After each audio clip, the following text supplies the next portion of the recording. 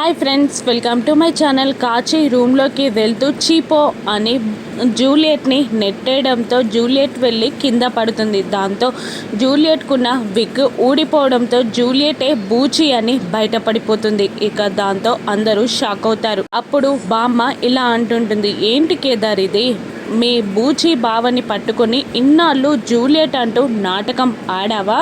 ఎంత మోసం చేశావు నా మనవరాల్ని. నీ కోసం నా మనవరాలు ప్రాణాలు కూడా తీసుకోవాలి అనుకుంది. అటువంటి నా మనవరాలికి నువ్విచ్చే వాల్యూ ఇదా అని అంటూ కేదార్ని నిలదీస్తూ ఉంటుంది బామ్మ. అప్పుడు కేదార్ మౌనంగా ఉండడంతో జగదాత్రి ఏదో చెప్పాలని ట్రై చేస్తూ ఉంటుంది. అప్పుడు నువ్వాగు జగదాత్రి అని మేఘన గట్టిగా అరుస్తుంది. ఇది నాకు కేదార్కి మధ్యలో ఉన్న విషయం.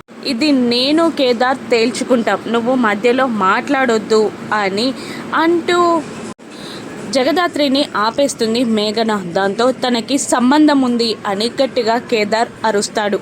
జగదాత్రికి ఏంటి సంబంధం అని మేఘన నిలదీస్తూ ఉండగా, అవును, నా పెళ్లి విషయంలో తనకి మాత్రమే సంబంధం ఉంది.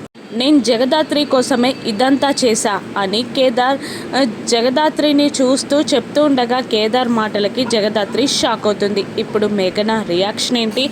జగదాత్రికి కేదార్కి పెళ్ళైపోయిందని చెప్తారా అని వైజయంతి నిషి టెన్షన్ పడుతూ ఉంటారు. ఇప్పుడు జగదాత్రిని వైఫ్ లాగా పరిచయం చేస్తాడా లేదంటే లవర్ లాగా కేదార్ పరిచయం చేస్తాడా? రాను ఎపిసోడ్స్లో చూద్దాం. థ్యాంక్